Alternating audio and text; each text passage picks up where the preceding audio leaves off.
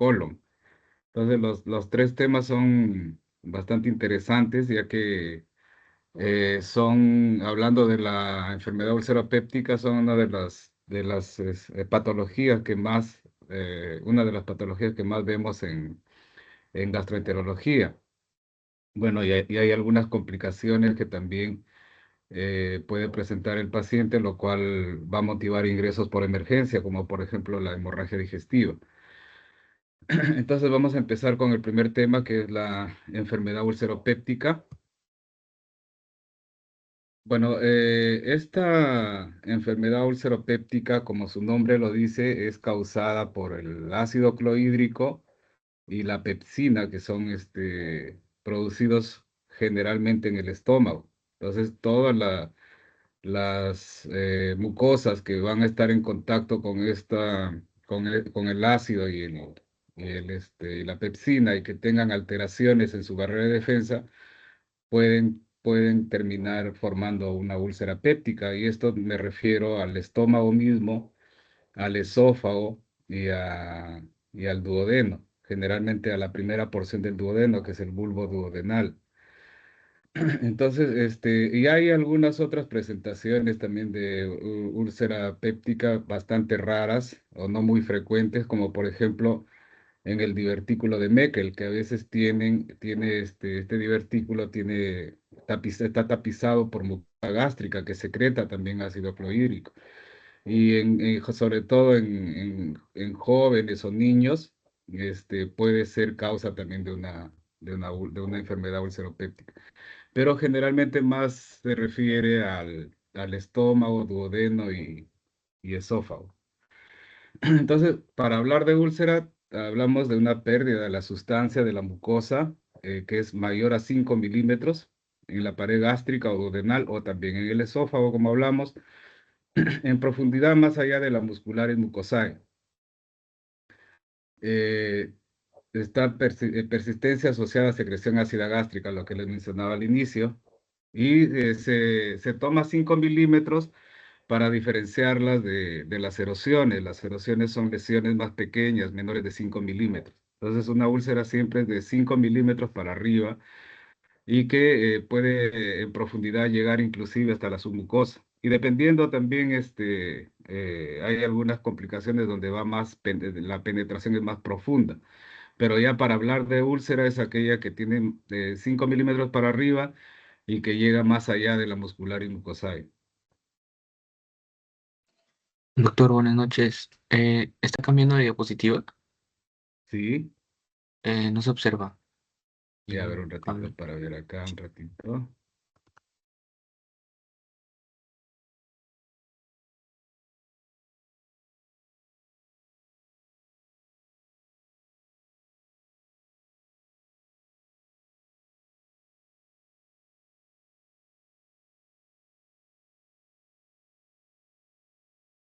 ¿En qué diapositiva está? Epidemiología. Sí, doctor. Ya. Entonces, en cuanto a la epidemiología de la enfermedad ulceropéptica, se ha visto un aumento a partir de la primera mitad del siglo XIX.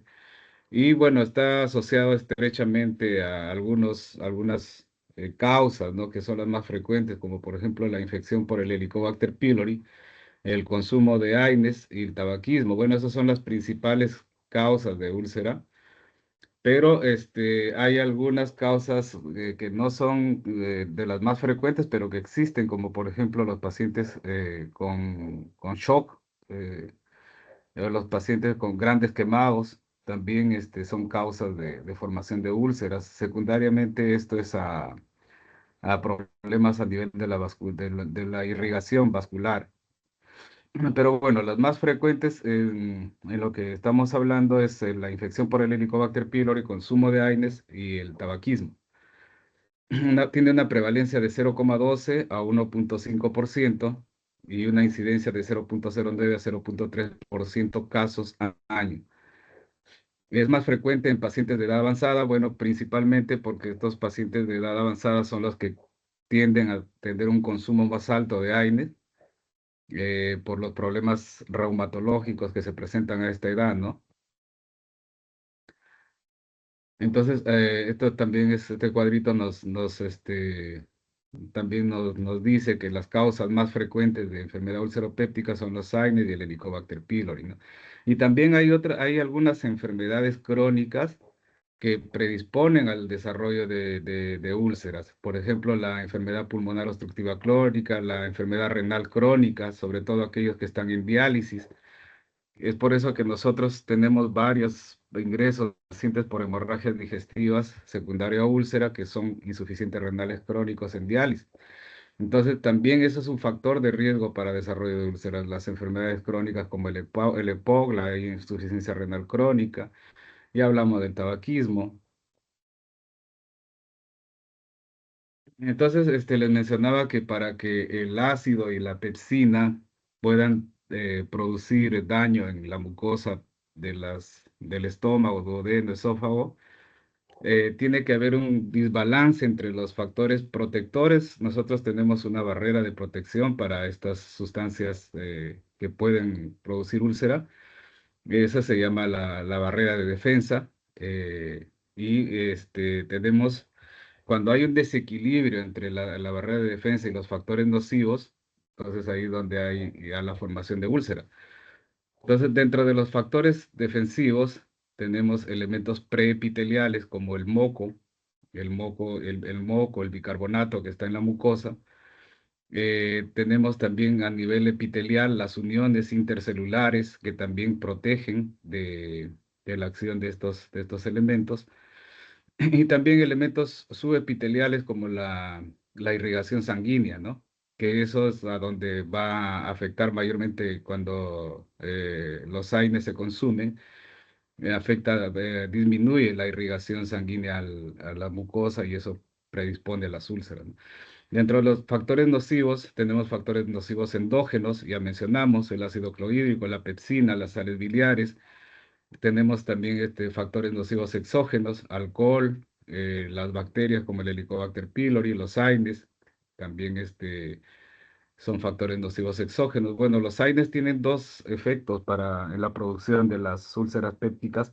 Una es un efecto local, que es por acción directa del fármaco en la mucosa, y otra es por acción sistémica, donde está involucrada las prostaglandinas, como vamos a ver más adelante.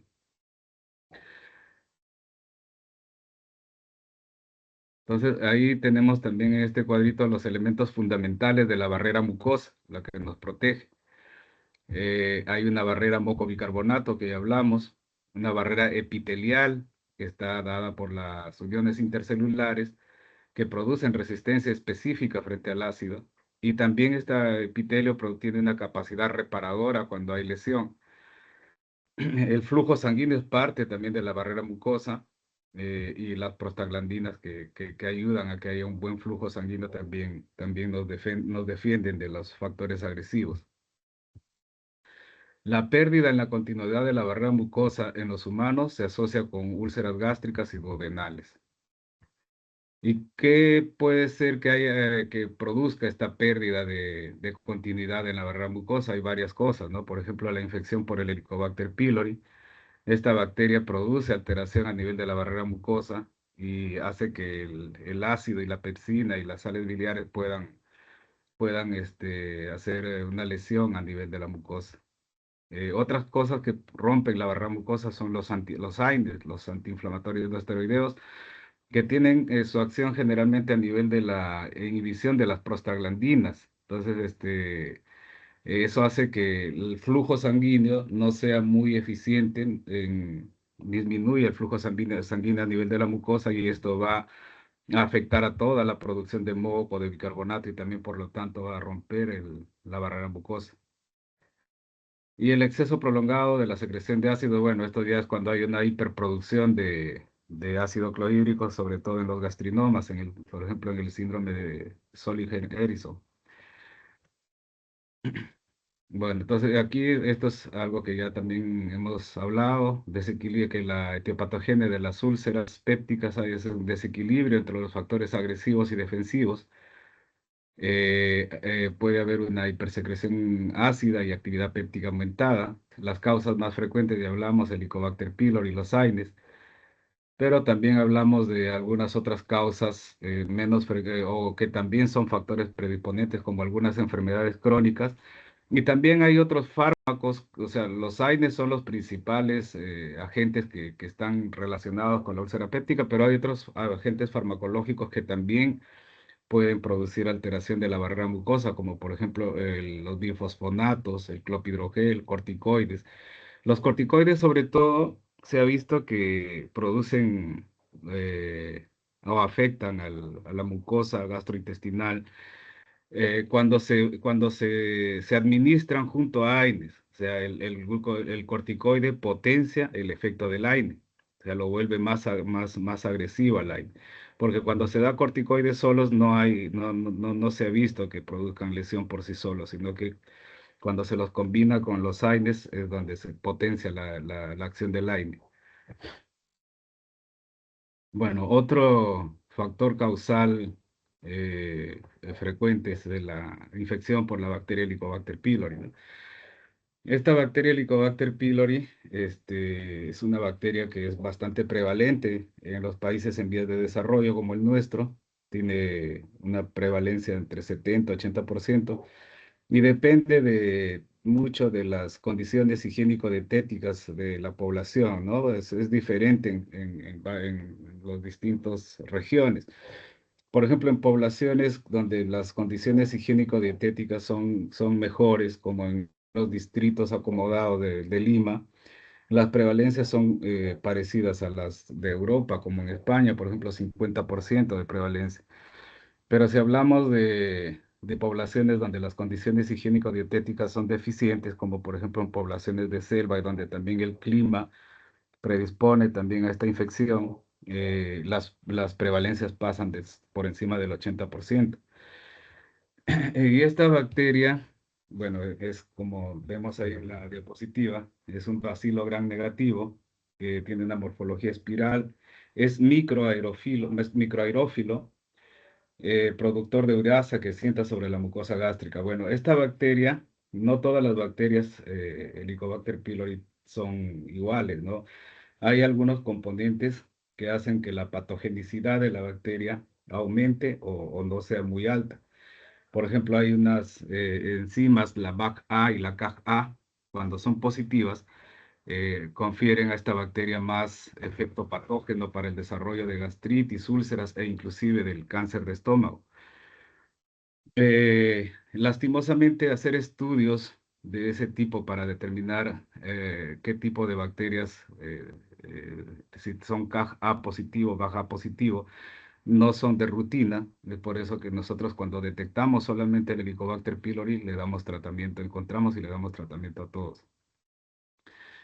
La forma de transmisión del Helicobacter pylori es vía oral u oral fecal. Generalmente se manifiesta en forma de una gastritis crónica que al inicio puede ser asintomática y generalmente se adquiere en los primeros años de la adolescencia o la juventud. Y bueno, pues esta bacteria una vez que ingresa produce una inflamación crónica que más adelante va a llevar a algunos cambios que vamos a ver en las siguientes diapositivas. Bueno, entonces hasta un 15% de los pacientes infectados por esta bacteria pueden desarrollar una úlcera péptica. Y esto va a ser, ¿por qué? Porque esta infección por el Helicobacter pylori va a producir un aumento de la secreción de ácido clorhídrico y aumento también del tránsito en el estómago, lo cual va a vaciar más rápido ese ácido en el duodeno. Y pues por eso es que también es una causa frecuente de úlceras duodenales. En las úlceras duodenales el Helicobacter pylori se lo encuentra en más del 95%. Esto es lo que les estaba mencionando. El Helicobacter pylori aumenta la secreción ácida. Cuando hay una inflamación crónica por el Helicobacter, hay un estado de hiperclorhidria que remite tras la erradicación de la bacteria Helicobacter pylori. Hay una hipersecreción que está relacionada con el aumento de la gastrina, esta hormona es producida por las células G a nivel del antro. También tiene el Helicobacter pylori una respuesta inmunitaria. Estimula una respuesta inflamatoria inmune en la superficie mucosa. tiene una disminución de los factores defensivos, afecta negativamente en la regeneración de la mucosa, disminuye la producción duodenal de bicarbonato y tiene liberación de, de lipoproteasas que degradan las glicoproteínas de las mucosas. O sea, tiene esta infección de esta bacteria Helicobacter pylori afecta a varios niveles, ¿no? Aumenta la secreción ácida, produce una respuesta inmunitaria inflamatoria y disminuye también algunos factores de riesgo defensivos como el bicarbonato. Bueno, en cuanto a los mecanismos de acción de los AINES ustedes saben que inhiben la ciclooxigenasa, ¿no? Una enzima que hay en la ciclooxigenasa 1 y la tipo 2, ¿no? Entonces, estos AINES inhiben a la ciclooxigenasa, lo cual también inhibe la síntesis de prostaglandinas, que ya hablamos que las prostaglandinas tienen un efecto de gastroprotección, sobre todo al mantener una buena irrigación sanguínea de la mucosa. Las lesiones que producen son edema, eritema, erosiones y úlceras, los AINES. Tienen mayor riesgo de úlcera por AINES si tiene un antecedente, el paciente tiene un antecedente anterior de una úlcera péptica curada. Hay mayor riesgo si nosotros le damos AINES en esos pacientes. También hay mayor riesgo cuando si damos altas dosis del AINE por un tiempo prolongado. En pacientes mayores, también de 75 años, hay mayor riesgo de formación de úlceras. En pacientes que tienen enfermedades cardiovasculares asociadas. Entonces, las recomendaciones que se dan que cuando uno tenga que usar un AINE en algún paciente con factor de riesgo, hacerlo con una gastroprotección, con uso concomitante de un inhibidor de bomba de protones. Y también otra recomendación es usar de los AINES que tienen menos potencial ulcerogénico, ¿no? Como por ejemplo los AINES de tipo COX-2. Ahí tenemos a los celecoxib, ¿no? Principalmente al celecoxib, que como ustedes ven en la gráfico de barras que está a la derecha, es el que tiene menor potencial ulcerogénico, ¿no? Y el que tiene mayor potencial ulcerogénico es el ketorolaco que produce a los AINES de tipo COX-1.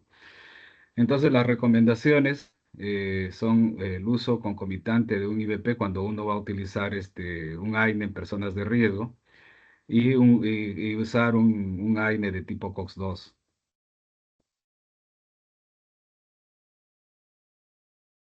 25% de los pacientes que reciben tratamiento crónico con AINES desarrollarán úlcera péptica.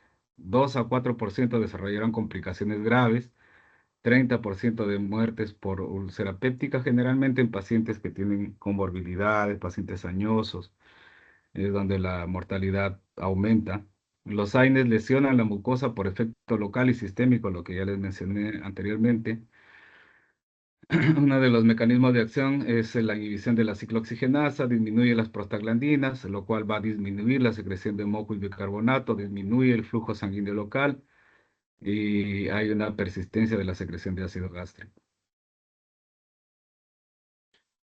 En la úlcera duodenal se ha visto que cuando se han hecho estudios hay una mayor secreción de ácido y pepsina en reposo y también después de la estimulación. El vaciamiento gástrico de líquidos está acelerado, el gel de moco que cubre el duodeno es más débil y la producción de bicarbonato está disminuida. Esto por los factores que ya mencionamos anteriormente, por el Helicobacter pylori y los AINES, ¿no?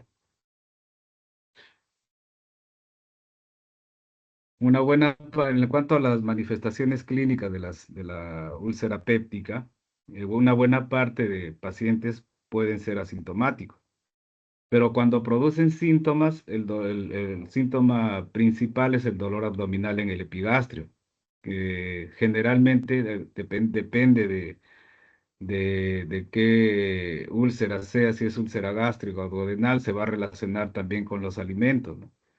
Por ejemplo, la úlcera duodenal disminuye con la ingesta de alimentos. Entonces, es que el paciente que tiene una úlcera duodenal tiene dolor, come, el dolor como que un poco disminuye. Y en la úlcera gástrica es más bien aumenta con la ingesta de alimentos. Entonces, eso son algunas características que nos pueden orientar a qué tipo de úlcera tenga el paciente, a sospechar, porque al final el diagnóstico definitivo va a ser por una endoscopía, pero sí nos puede ya ir dando algunas luces de si el paciente me dice que el dolor abdominal disminuye después de que come, o que también presenta un dolor en la noche, también ya me puede ir orientando a qué tipo de úlcera es, ¿no? Como ya les mencioné, las úlceras duodenales disminuye el dolor con la ingesta alimentaria y las gástricas aumentan. Y bueno, hay algunas otras sintomatologías que dependen de la ubicación de la úlcera. Por ejemplo, si tenemos una úlcera en el canal pilórico, va a haber cierta estenosis en esa disminución del calibre del canal pilórico, ¿no? Por inflamación que produce la úlcera. Y después podría ser por la cicatrización, la cicatriz que queda ahí, ¿no? Pero generalmente producen algún grado de, de obstrucción, no total al inicio, algunas veces sí, hay unas estenosis severas que tenemos que hacerle dilataciones, pero mayormente lo que produce son una obstrucción parcial y reversible. Entonces curamos la úlcera, disminuimos la inflamación y mejora el problema de, por ejemplo, de la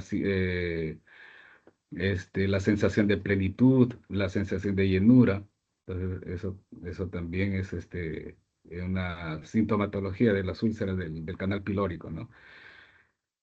A ver, hay otros síntomas asociados también en las úlceras, como por ejemplo los eructos, la distensión abdominal, intolerancia a grasa, cirrosis. Si es que en cuanto al examen físico, al examen clínico que hacemos en el paciente, generalmente lo que podemos encontrar en úlceras que no están complicadas, podemos encontrar un dolor a la palpación profunda en el epigastrio, ¿no? El resto del abdomen está blando, depresible, no hay mayor alteración en las úlceras no complicadas.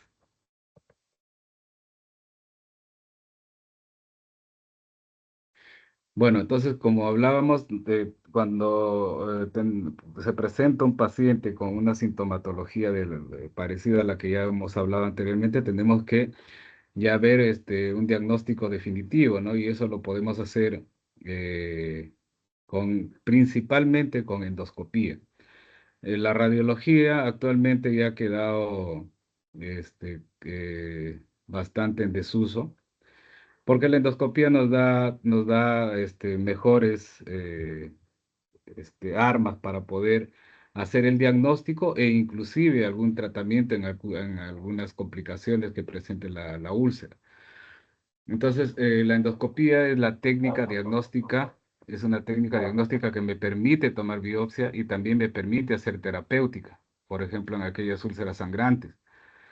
Me permite hacer un diagnóstico definitivo cuando visualizo directamente la úlcera, eh, y generalmente es de esos, tiene una sensibilidad del 90% y esto depende de la experiencia del endoscopista y la ubicación de la úlcera.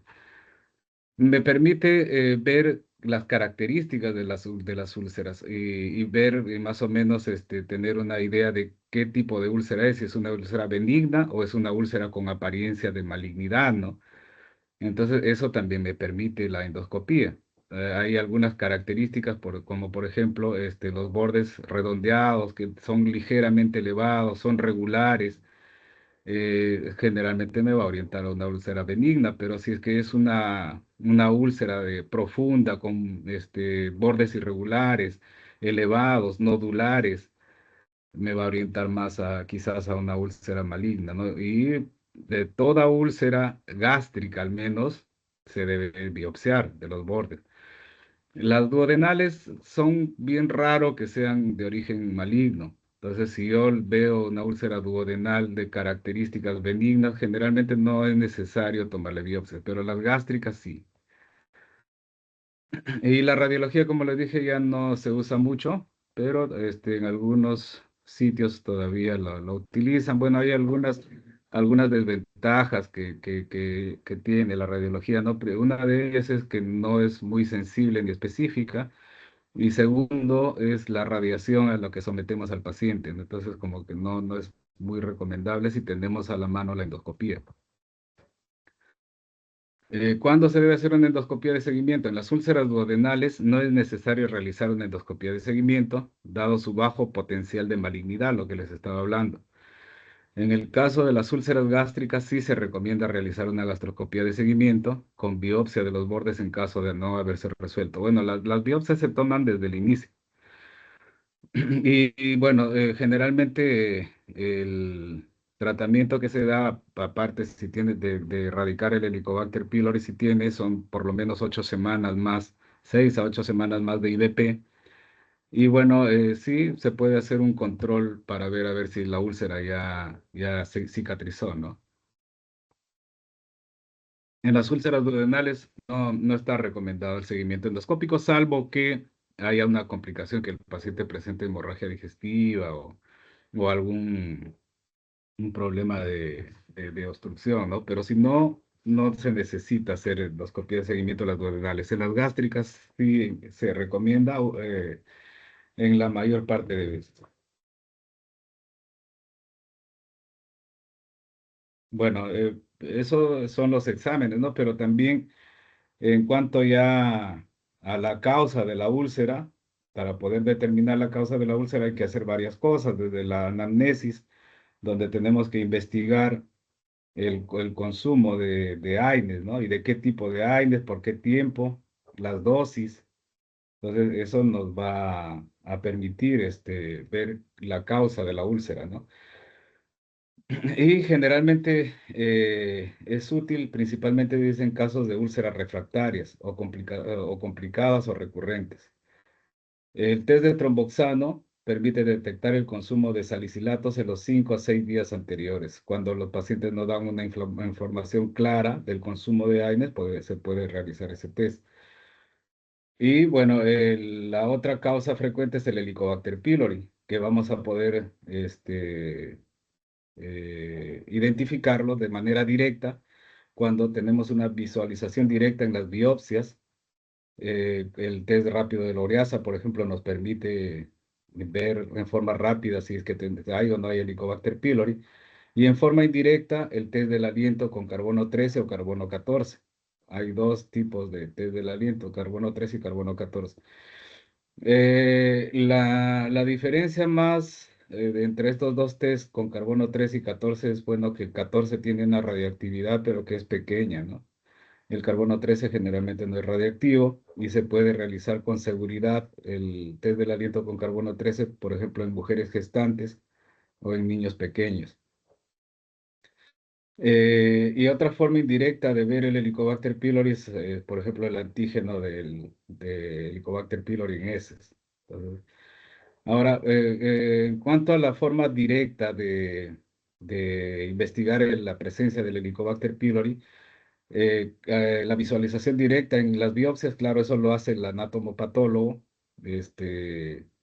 hace los cortes de las muestras que nosotros mandamos, las tiñe y puede ver la presencia ahí de la bacteria, ¿no? Y el test rápido de la ureasa consiste en que las biopsias que nosotros tomamos con la endoscopía, las ponemos en una pipetita que tiene una sustancia que es de color ámbar y cuando ponemos las biopsias, vira un color rosado. Y eso nos indica que hay la presencia del Helicobacter pylori porque esa sustancia tiene urea. Y al poner a la Helicobacter que tiene la ureasa va a hacer ese cambio de color. Bueno, entonces esas son las formas de investigar al Helicobacter pylori. Las principales, hay otras más que más adelante hay un cuadrito sobre ello. Entonces les mencionaba que la prueba del test del aliento se puede realizar, tiene el carbono 13 y el carbono 14, tiene una buena sensibilidad y especificidad, que son mayores del 90%, se realiza en ayunas y generalmente se recomienda también ir con la boca sin lavarse. El examen de antígeno en deposiciones usa anticuerpos monoclonales, tiene una sensibilidad y especificidad similar a la prueba del aliento y se utiliza para evaluar respuesta al tratamiento erradicador. Tanto el test del aliento como el examen de antígeno en deposiciones o antígenos fecales necesitan que el paciente, para hacer este examen, esté por lo menos 2 semanas sin haber tomado IVPs y un mes sin haber tomado antibióticos. Bueno, la prueba rápida de la ureasa, ya hablamos sobre ello. Y la histología también. Una de las coloraciones que utilizan en la histología es la hematoxilina diosina. Giensa también se puede utilizar. El cultivo, ¿no? Pero el cultivo no se realiza mucho porque es difícil cultivar la bacteria y también es caro, ¿no?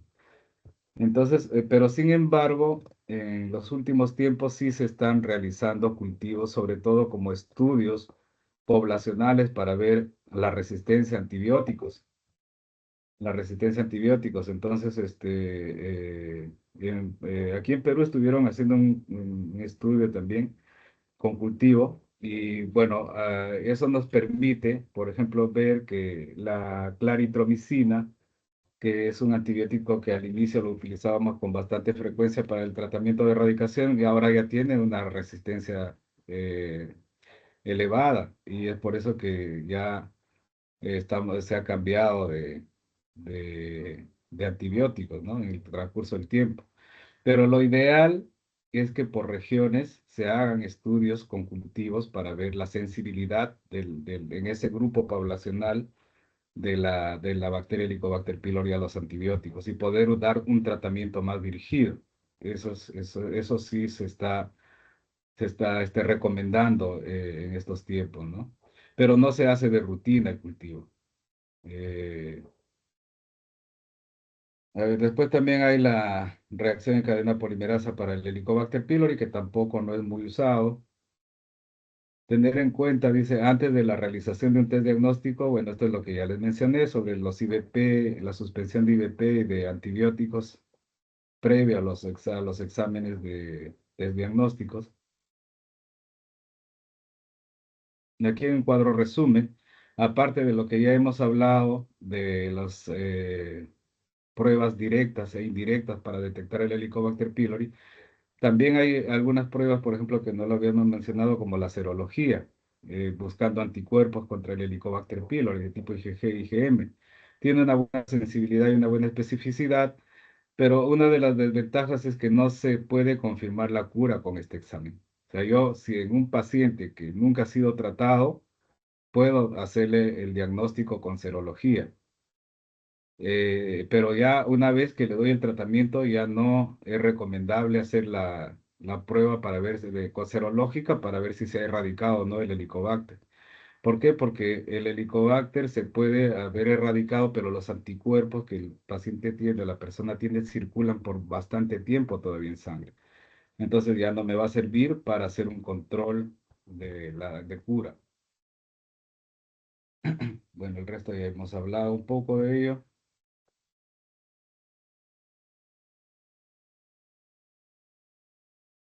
Bueno, hay algunas úlceras, como les dije, que no están asociadas ni a Helicobacter pylori ni a Aedes. Entonces ahí se tiene que hacer algunos estudios complementarios, ¿no? Por ejemplo, determinar la secreción ácida basal y la determinación de gastrina para ver si estamos frente quizás a un gastrinoma. También hay algunos otros agentes etiológicos de de úlceras, ¿no? Como por ejemplo algunos virus, el herpes, el citomegalovirus pueden producir úlceras. Entonces, en aquellas úlceras que la causa no está clara, sobre todo en aquellas cuando hay recurrencia o las úlceras son refractarias, debemos hacer otros estudios para ver qué otra causa puede tener la úlcera y darle un tratamiento ya directo. Esos son los menores,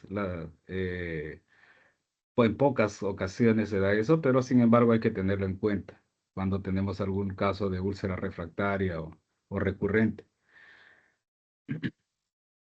Bueno, el diagnóstico diferencial es con todas las entidades que producen dispepsias, ¿no? Por ejemplo, la enfermedad celíaca, los tumores gástricos, pancreatitis crónica, patología biliar como las litiasis biliares. Con algunos de sus compañeros hemos hablado un poco de lo que es la enfermedad celíaca. Es una reacción inmune del intestino secundaria a una proteína de los cereales, que es la gliadina. Entonces, y produce alteraciones produce síntomas dispépticos también.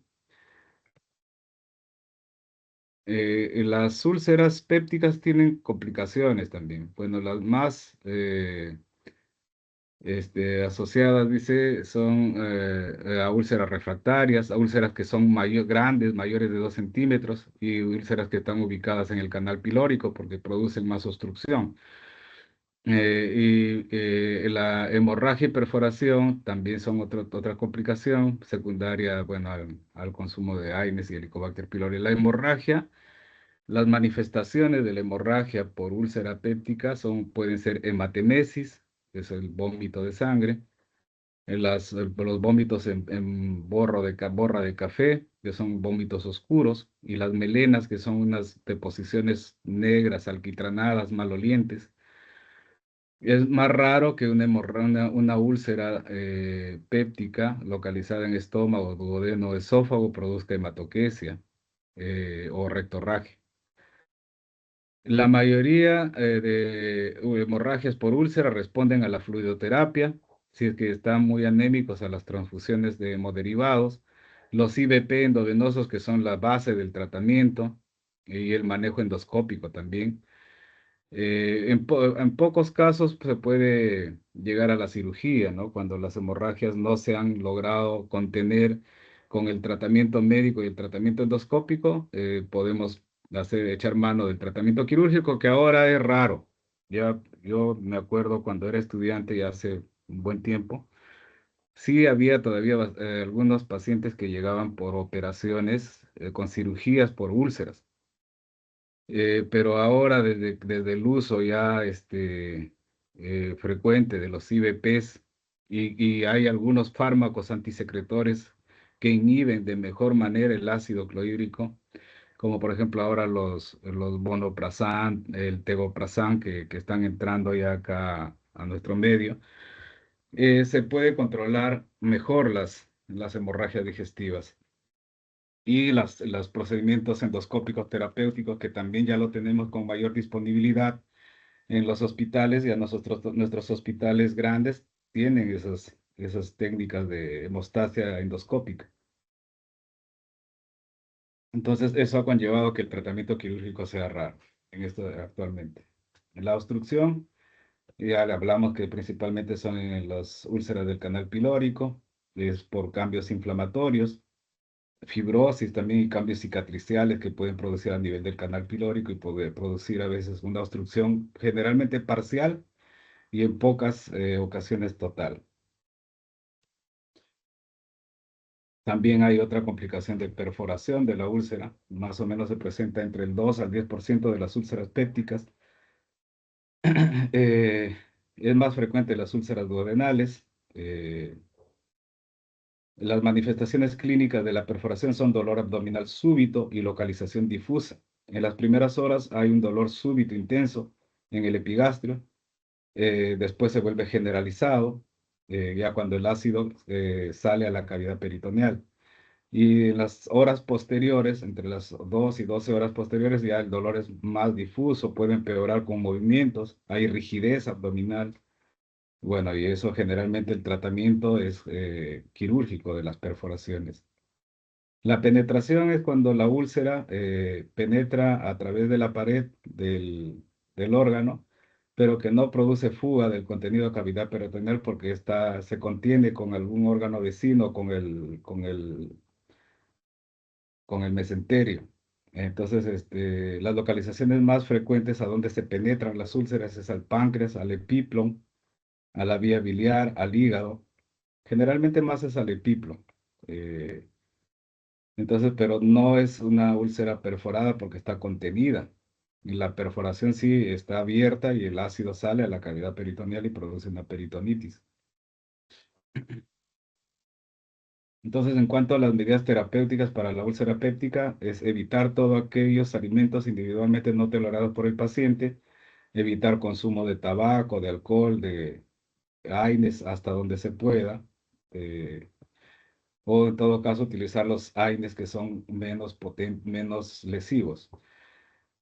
En cuanto a las terapias de erradicación del Helicobacter pylori, Bueno, hay varias terapias y como les mencioné al inicio, bueno, anteriormente, que lo ideal sería basar nuestras terapias de acuerdo a la susceptibilidad de la bacteria Helicobacter pylori en las regiones, ¿no? En las poblaciones, porque es diferente en las distintas poblaciones. Entonces, hacer estudios de ese tipo para ver la sensibilidad de las bacterias a los antibióticos, ¿no? Y de acuerdo a ello hacer un tratamiento un poco más dirigido, porque si no, utilizamos los antibióticos solamente de acuerdo a lo que han hecho estudios quizás en otras partes, ¿no? Pero lo que sí está demostrado para un tratamiento del Helicobacter pylori en forma eficiente es tener una buena inhibición del ácido en el estómago, porque eso va a permitir actuar de la mejor manera los antibióticos. Entonces debemos utilizar un medicamento, en este caso, si hablamos de IVPs, el IVP que tenga más potencia para disminuir la secreción de ácido, ¿no? En cuanto a los IVPs, se ha visto que hay eh, una ligera mayor inhibición del ácido por el esomeprazol. Entonces debemos usar el IVP que tenga mayor potencia de inhibición del ácido clorhídrico, ese es uno.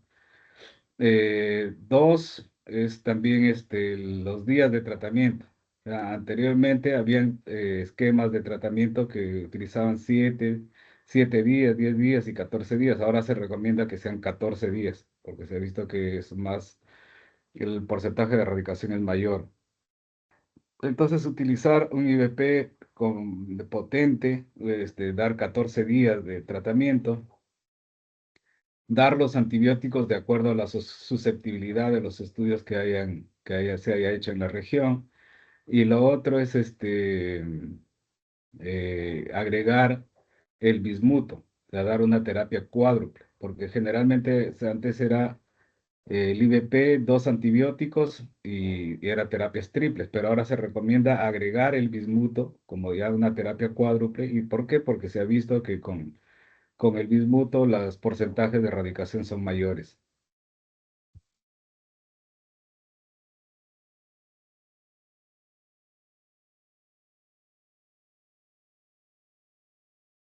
Bueno, aquí hay algunas recomendaciones para la erradicación del Helicobacter pylori. Dice que la claritromicina no se debe utilizar en triterapia cuando hay resistencias mayor al 15%. La amoxicilina, la dosificación debe ser de 3 a 4 veces al día. O sea, eso se llama dosis altas de amoxicilina. O sea, 1 gramo cada 8 horas o 1 gramo cada 6 horas. Entonces, es una recomendación porque se ha visto que tienen mejores resultados en la erradicación. El levofloxacino se recomienda usar en zonas donde no haya resistencia elevada para este fármaco. La tetraciclina, adicionar esquemas con bismuto en alérgicos a amoxicilina. La amoxicilina es uno de los antibióticos que se han utilizado desde casi el inicio de las terapias de erradicación y no se ha cambiado porque no, se ha visto que no ha generado resistencia en la Helicobacter pylori. Por eso es que se sigue usando. Y ahora inclusive se recomiendan dosis altas de amoxicilina para el tratamiento. Pero en aquellos pacientes que son alérgicos a las penicilinas, pues se tiene que echar mano de otros antibióticos. En este caso puede ser las tetraciclinas. Y así hay otros esquemas de tratamiento efectivos que en algunos estudios han demostrado, como por ejemplo la furazolidona también se ha usado.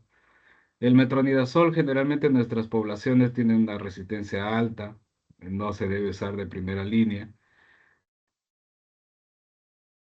Y la duración, como les mencioné, tiene que ser 14 días. Ahora ya no se recomiendan esquemas de 7 o 10 días.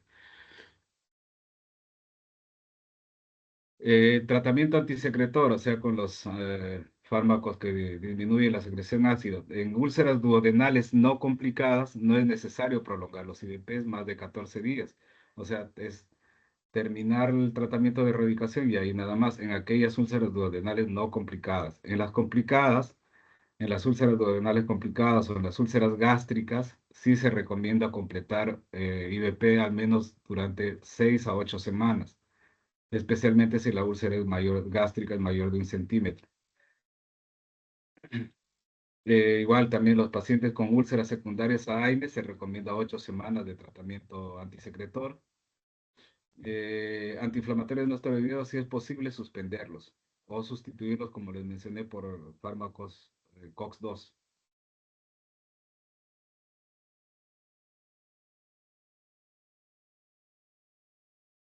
Bueno, aquí habla sobre el manejo ya de las úlceras complicadas, por ejemplo, en las hemorragias digestivas. Se debe utilizar los IVP endovenosos en altas dosis, el omeprazol, un bolo de 80 miligramos inicial, seguido por una infusión de 8 miligramos por hora. Eso se ha visto que mejora la hemorragia y también disminuye la necesidad de tratamiento endoscópico. En el caso de las obstrucciones, una úlcera péptica complicada con obstrucción, lo primero es el tratamiento médico conservador, sonda nasogástrica, corrección del trastorno hidroelectrolíticos, administración de inhibidor de bomba de protones. Pues si no hay respuesta al tratamiento médico inicial, conservador, se puede recurrir ya inicialmente a una terapia endoscópica con dilatación endoscópica o si no da resultado, un tratamiento quirúrgico. El tratamiento quirúrgico, como les mencioné, ya no es tan frecuente actualmente, solo se recomienda a aquellos donde hay una falla al tratamiento endoscópico, hay una inestabilidad hemodinámica persistente, o en algunos casos como la perforación, que son generalmente de tratamiento quirúrgico.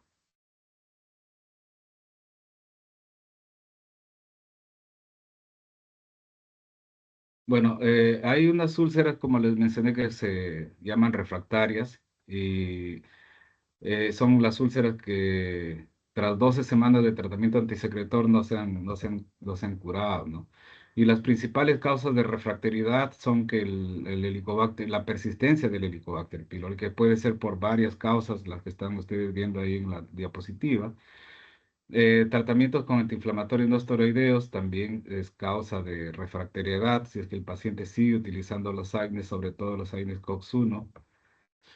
Otras causas de refractoriedad, hay gente que fuma, son fumadores y a veces el hábito tabáquico es difícil de dejar. Y sí he visto pacientes que continúan fumando y las úlceras se vuelven crónicas por refractario.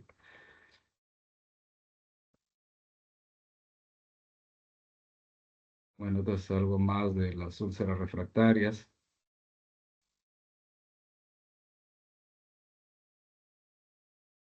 Tratamiento quirúrgico, hemorragia, ya mencionamos en aquellos pacientes en los que el manejo endoscópico no haya sido eficaz, que es raro. Perforación, si es en la perforación es el tratamiento de elección el quirúrgico, así ahí sí. En la obstrucción, o sea, cuando, sobre todo en las úlceras del canal pilórico, el manejo médico, cuando el manejo médico no sea suficiente para resolver la obstrucción, se puede recurrir a la cirugía. O cuando las úlceras son malignas, ¿no?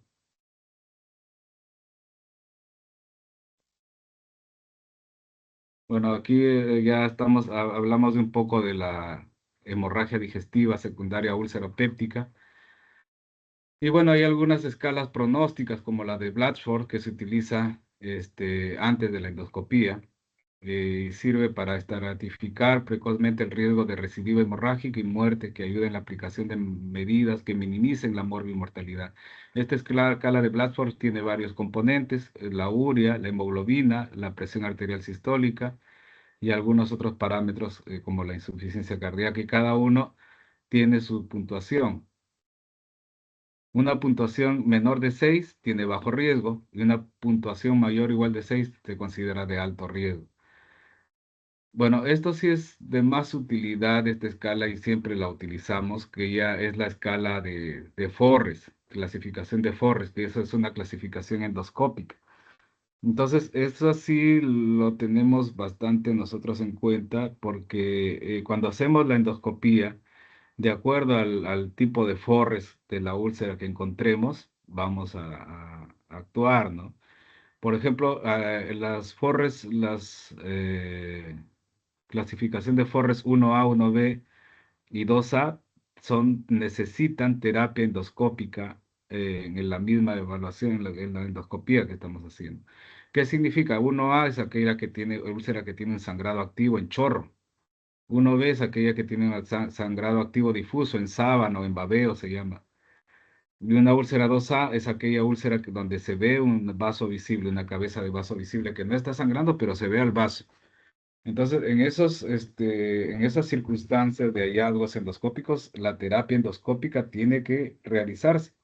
Y la terapia endoscópica tiene varios formas de darla, ¿no? Hay terapias mecánicas, como por ejemplo los clips.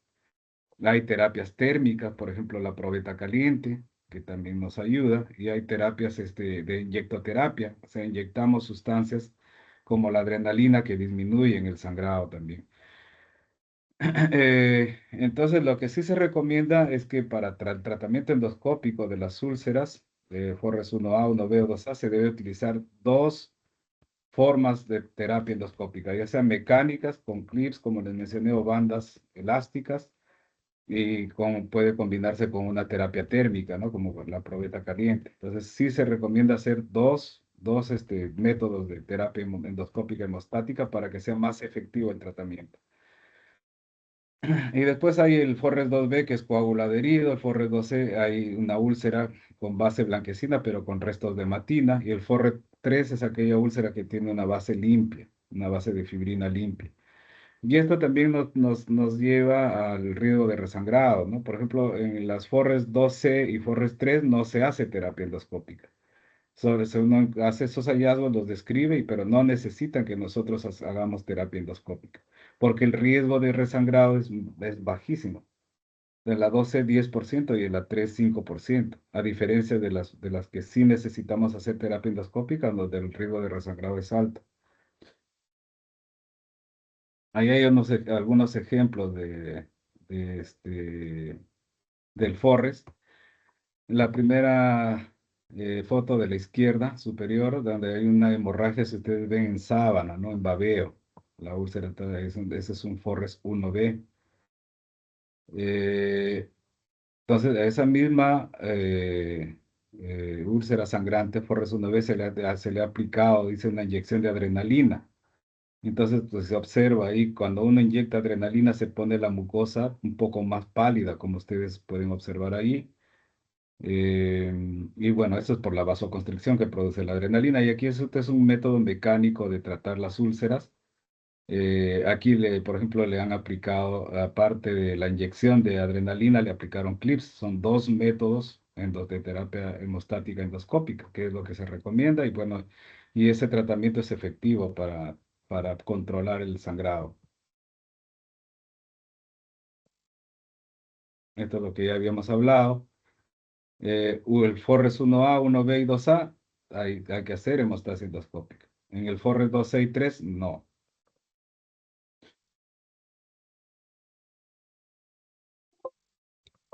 Bueno, y esta es una ya escala pronóstica, pero post-endoscopía, que también a veces lo usamos, y valora el riesgo de morbimortalidad de la hemorragia digestiva en los pacientes. Bueno, eso ha sido lo que concierne a la enfermedad ulceropéptica. Vamos a pasar al segundo tema de, de esta exposición, que es el tema del cáncer gástrico, que es otra de las patologías frecuentes que vemos y que pues, es importante conocer por la incidencia y la morbimortalidad que tiene este cáncer, ¿no? Entonces vamos a pasar a presentar las diapositivas del cáncer gástrico.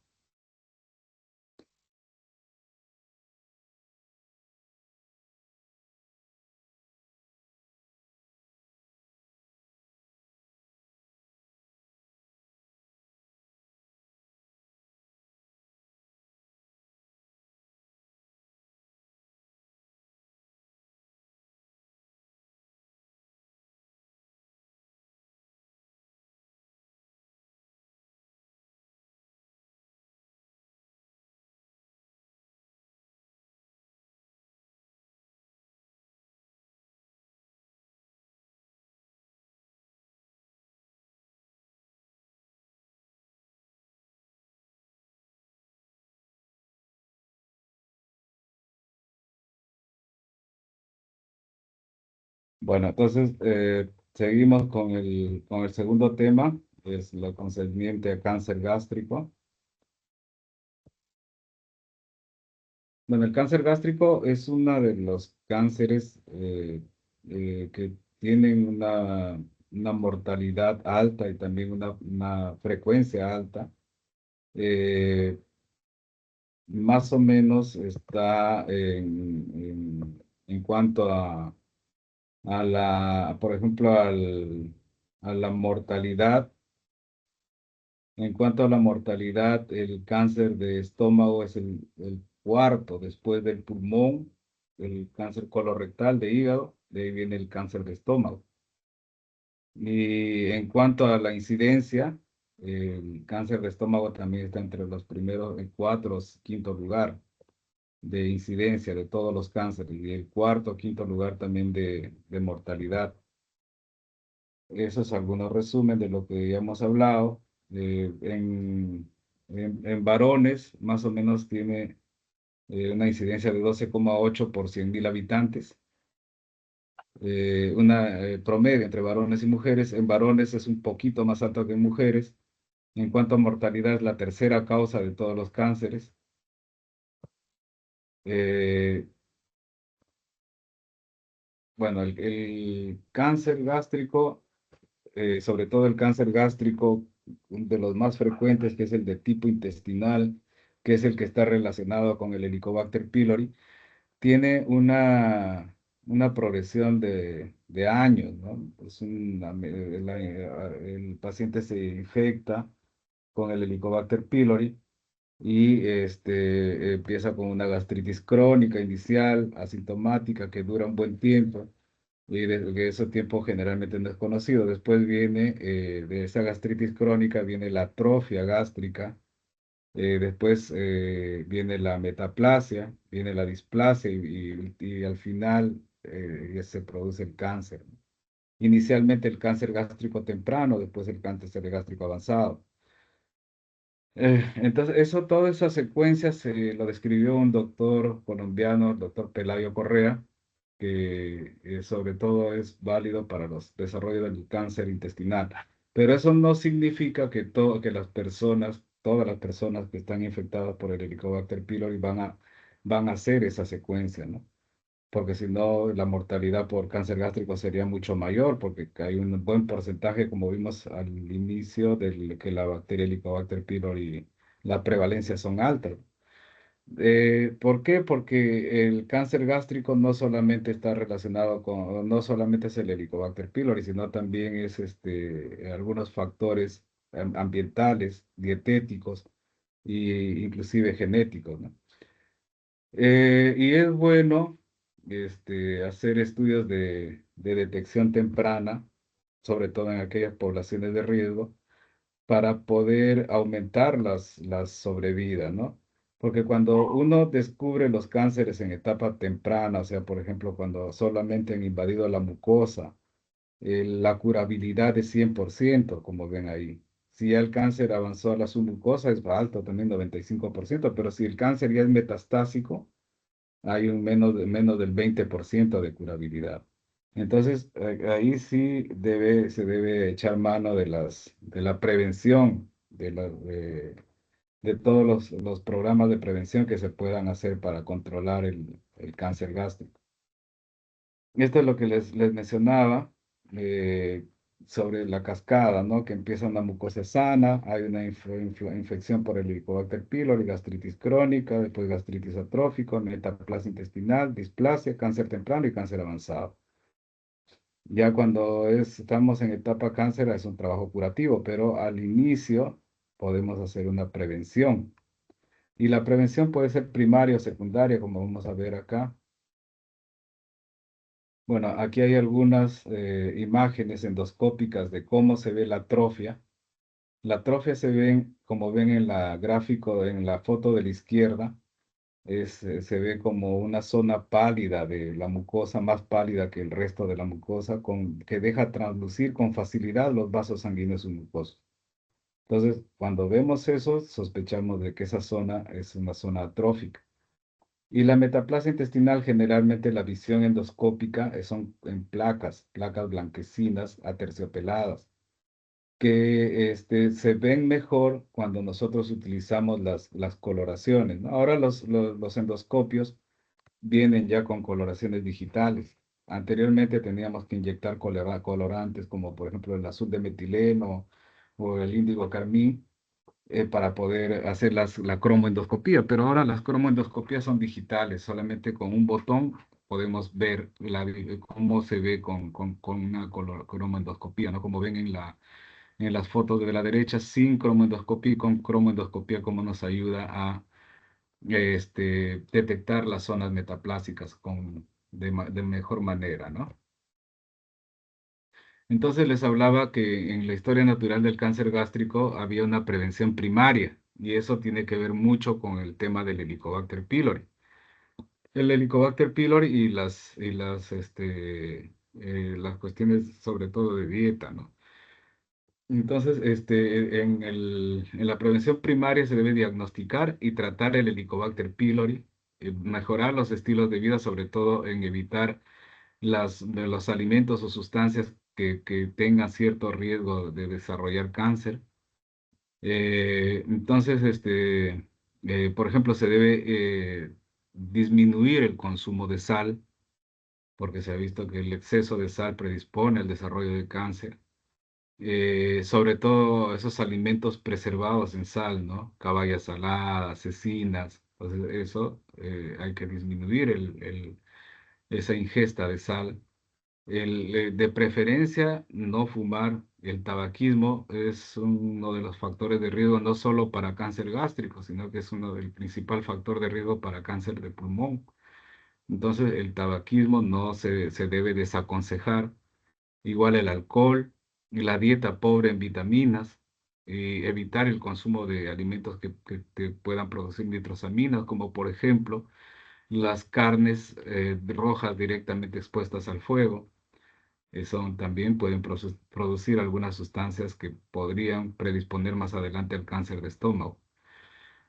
Entonces, la erradicación del Helicobacter pylori y la modificación de los estilos de vida, sobre todo en cuanto a dieta, forman parte de la prevención primaria del cáncer de estómago.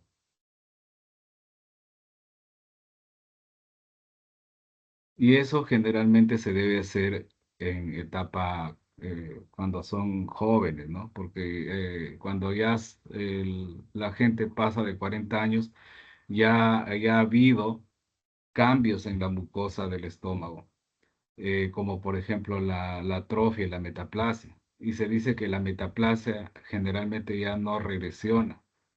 La gastritis crónica, por sola la gastritis crónica asociada al Helicobacter pylori, si nosotros erradicamos el Helicobacter pylori, eso sí regresiona. Pero cuando ya ha producido cambios como metaplasia, eso ya generalmente no regresiona. Pero el objetivo ahí es que esas lesiones no avancen ya a lesiones más severas como la displasia o el cáncer. Y eso ya se llama prevención secundaria, como vamos a ver más adelante. Entonces, la prevención primaria, que ya las que hemos hablado anteriormente, y la prevención secundaria es el diagnóstico, manejo y seguimiento de las lesiones premalignas. De las lesiones premalignas en cuanto a gastritis atrófica, metaplasia intestinal y displasia, ¿no?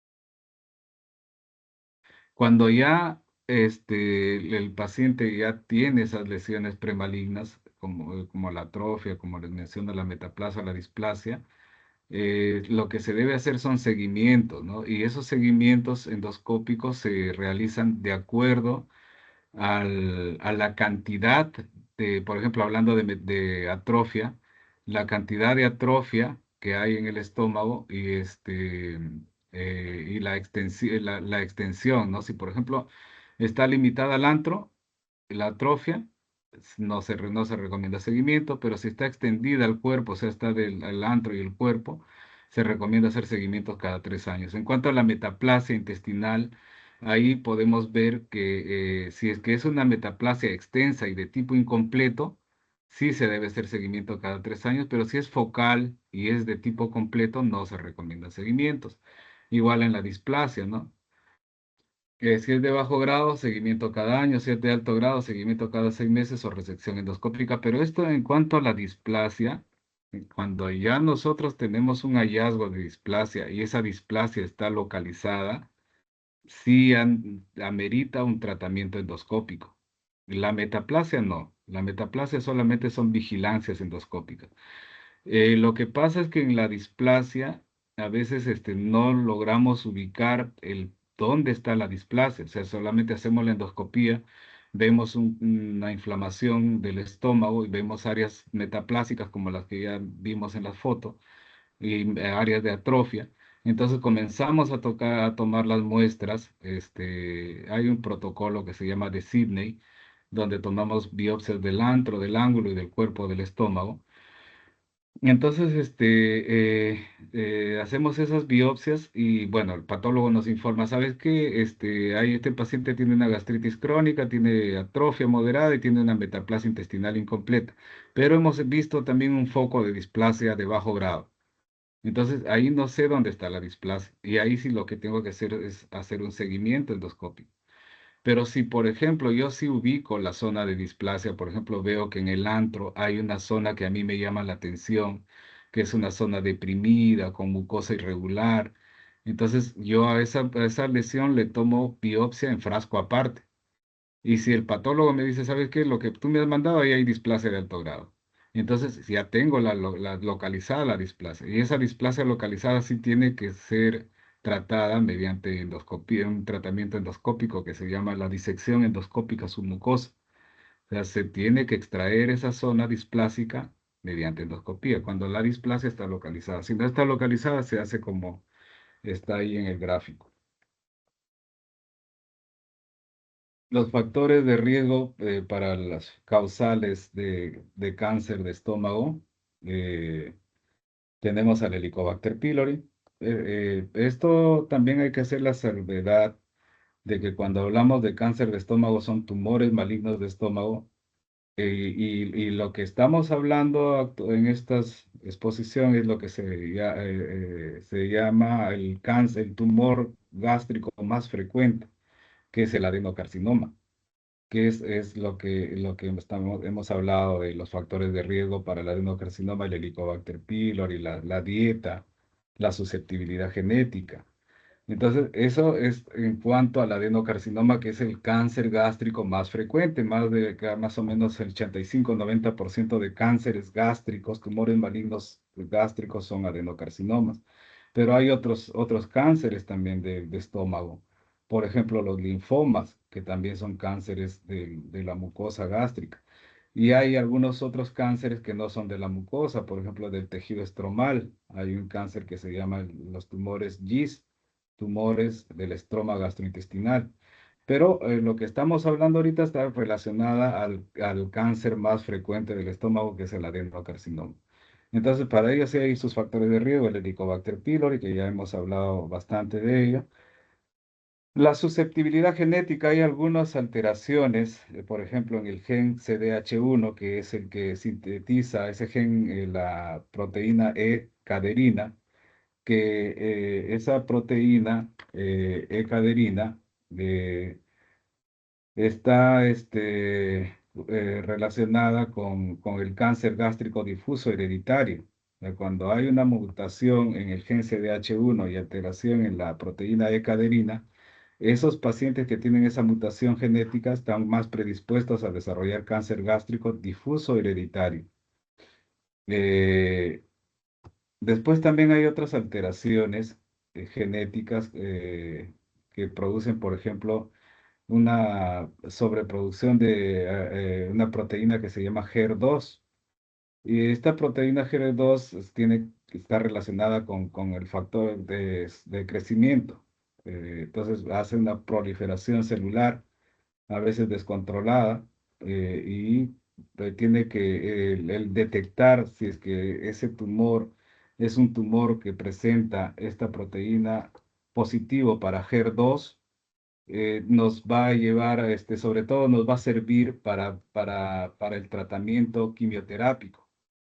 porque cuando los HER2 positivos, como vamos a ver más adelante, responden bien a la terapia con agentes quimioterápicos más el trastuzumab.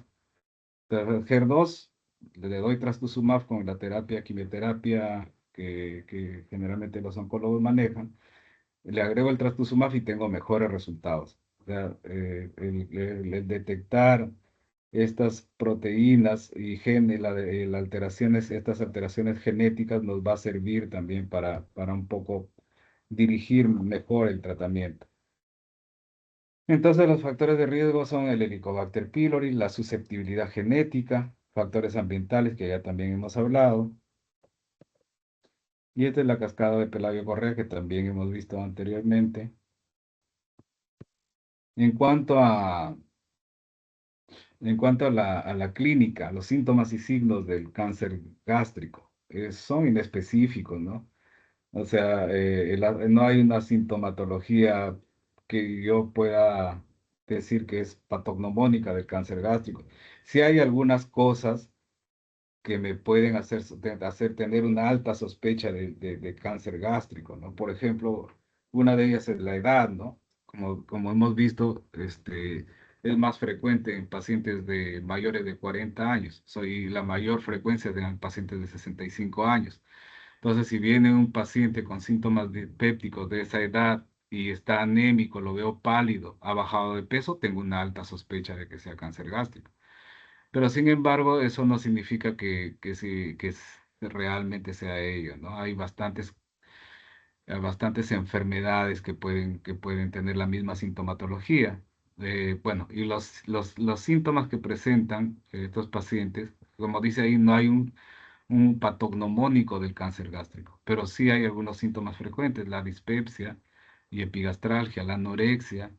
En algunos casos de tumores de la unión esófago-gástrica puede haber disfagia, pérdida ponderal, vómitos, hematemesis, cuando ya hay alguna obstrucción por el tumor, melena, llenura precoz. Entonces, esa es la sintomatología del cáncer gástrico. Hay algunas cosas, también presentaciones de algunos eventos paraneoplásicos, ¿no? Como por ejemplo la tromboflebitis. Hay neuropatías que se presentan también como paraneoplásicos, o sea, algunas alteraciones secundarias al cáncer en algunos órganos, ¿no? Por ejemplo, el síndrome nefrótico. Por eso que cuando los internistas hospitalizan a un paciente con síndrome nefrótico, el síndrome nefrótico es cuando hay pérdida más de lo normal, hay una proteinuria, ¿no? Y eso conlleva varias cosas, edemas, alteraciones de la presión arterial, ¿no? Pero ese síndrome nefrótico podría ser un paraneoplásico de un tumor maligno, ¿no? En este caso del cáncer de estómago. Y así como el síndrome nefrótico, hay varios paraneoplásicos que pueden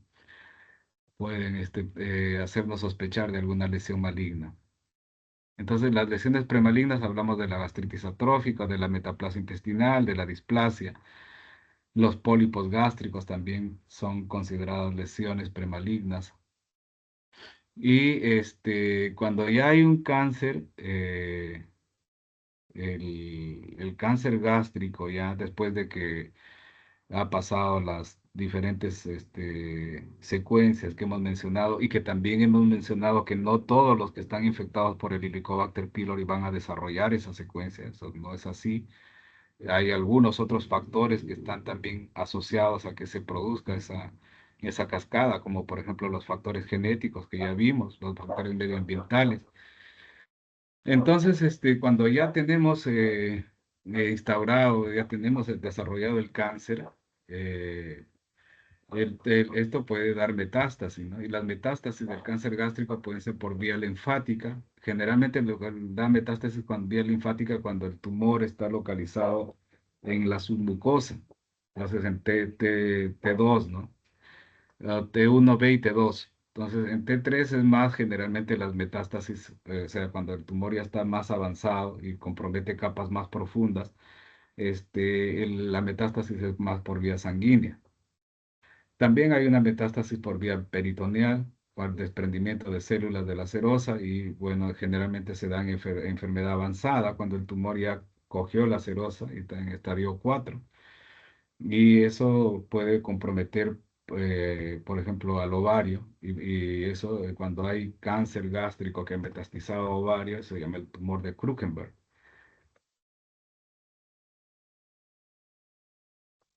El diagnóstico, bueno, aparte de lo que ya hemos hablado de la sintomatología, es la principal herramienta que tenemos es la endoscopía. Y bueno, esta endoscopía hay diferentes enfoques de screening o de detección temprana del cáncer de estómago, ¿no? Los mejores en detección temprana del cáncer de estómago son los japoneses, que ellos tienen una alta incidencia de cáncer gástrico, pero que sin embargo su mortalidad no es muy alta. ¿Por qué? Porque ellos detectan los cánceres gástricos en forma temprana, porque tienen un buen sistema de screening endoscópico. Ellos tienen primero los equipamientos que son de última tecnología. Tienen endoscopios que te hacen cromoendoscopía digital. Sus cámaras son de alta definición y aparte de ello tienen magnificación. Y esos endoscopios de magnificación que ya hay aquí en el Perú, pero que es raro encontrarlo tanto en clínicas como en hospitales porque son caros. Pero bueno, entonces, aparte de la tecnología que tienen en Japón, también los copistas están bastante preparados y pueden ver cambios pequeños en la mucosa, sobre todo cambios de coloración, cambios en la microvasculatura, cambios vasculares, cambios en la mucosa intestinal, como veíamos con un grupo de ustedes de algunas escalas que hay para ver esos cambios, ¿no? Entonces ellos reconocen esos cambios en forma temprana y detectan los cánceres gástricos en forma temprana. Y cuando hay un cáncer gástrico temprano, el tratamiento puede ser inclusive por vía endoscópica nada más. Cuando el cáncer está localizado solamente en la mucosa o invade al tercio superior de la submucosa, se puede hacer un tratamiento con una disección endoscópica submucosa como un tratamiento curativo mayormente. ¿Por qué? Porque cuando el cáncer está intramucoso nada más o tiene el tercio superior de la submucosa, el riesgo de metástasis ganglionares regionales es bajísimo. Pero cuando pasa el tercio superior de la submucosa y llega al tercio medio, el tercio inferior, eso ya no se recomienda tratamiento endoscópico, ahí se recomienda tratamiento quirúrgico porque se ha visto que el compromiso de metástasis a ganglios regionales ya es significativo. Y es por eso que mejor ahí se hace el tratamiento quirúrgico con disección ganglionar de los ganglios regionales. Bueno, entonces lo que les mencionaba, que se ven cambios de color en la endoscopía, la textura, la vascularización. Y a diferencia de Japón, en los países occidentales, como el nuestro, la mayor parte de diagnósticos de cánceres del estómago lo hacemos en etapa avanzada. Otra cosa que también nos ayuda en el diagnóstico y en la estratificación del cáncer de estómago son las tomografías abdominales, abdominopélvicas con contraste, ¿no? Entonces, cuando ya nosotros tenemos un diagnóstico endoscópico de cáncer de estómago, lo que sigue es hacerle una tomografía abdominopélvica y torácica con contraste para detectar, a ver si hay metástasis a distancia en pulmones, en hígado, las metástasis locorregionales también en los ganglios perigástricos. La profundidad de invasión del tumor también se puede ver por la tomografía. Y bueno, otro examen que también nos ayuda es el ultrasonido endoscópico, la ecoendoscopía, que tiene algunas ventajas con la TEM, por ejemplo, para evaluar la profundidad de la invasión, o sea, refiriéndonos a las capas del estómago, ¿no? Ahí ya sabemos que hay una mucosa, una submucosa, una muscular, una serosa, ¿no? Entonces, para ver la profundidad de la invasión me sirve bastante la ecoendoscopía. y también para valorar las metástasis regionales. Ahora, la ecoendoscopía no es que sea de por sí sola mejor que la tomografía. Es un estudio que nos es complementario a la tomografía. Y sí nos ayuda a ver con mayor precisión la invasión tumoral en la pared del estómago y los ganglios regionales, pero de por sí sola no sirve de mucho. Tiene que ser complementaria con una tomografía con contraste tóraco-abdominopélvica.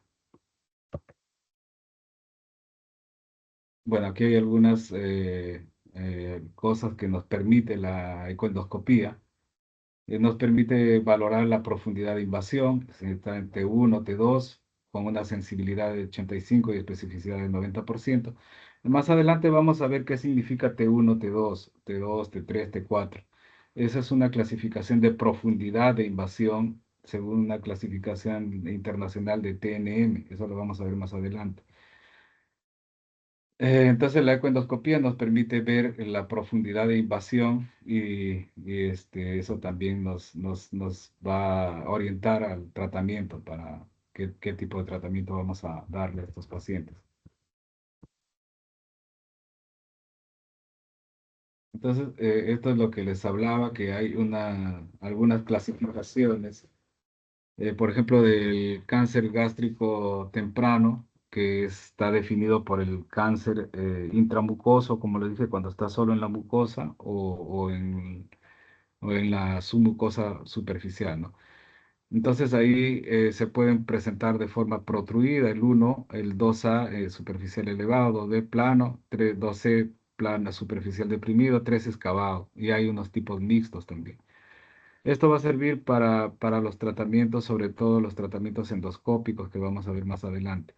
Después, para ya cuando el cáncer está avanzado, hay una clasificación que es la clasificación de Borman, por ejemplo, el Borman 1 es un cáncer polipoideo, el Borman 2 es una úlcera circunscrita, el Borman 3 es una úlcera infiltrante, el Borman 4 es una lesión infiltrante, lo que llamamos la linitis plástica, y el Borman 5 es aquel que es indiferenciado, puede presentarse de cualquier, combinando cualquier forma de las que hemos visto anteriores.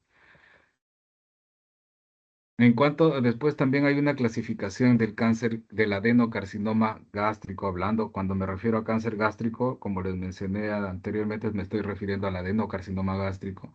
El adenocarcinoma gástrico, es el 95% de todos los tumores malignos y puede ser tubular, papilar o muciloso en cuanto a su clasificación endoscópica. Y bueno, hay otras histologías también menos frecuentes de cáncer de estómago, de tumores malignos de estómago, como por ejemplo les mencioné los linfomas, también hay leiomiosarcomas, sarcomas, también los tumores GIS que les mencioné, los tumores del estómago gastrointestinal, que son menos frecuentes, ¿no? Que son la mayoría, como vemos ahí, son de tipo adenocarcinoma. Y los adenocarcinomas pueden ser de dos tipos histológicamente, intestinales y difusos. La mayor parte son intestinales y que tienen que ver con el tema del Helicobacter pylori y la secuencia que vimos para el Helicobacter pylori y el desarrollo de cáncer.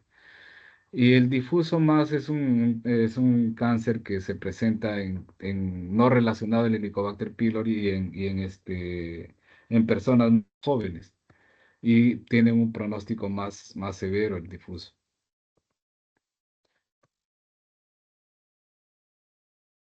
Bueno, entonces les hablé de la clasificación TNM para el estómago, cáncer de estómago.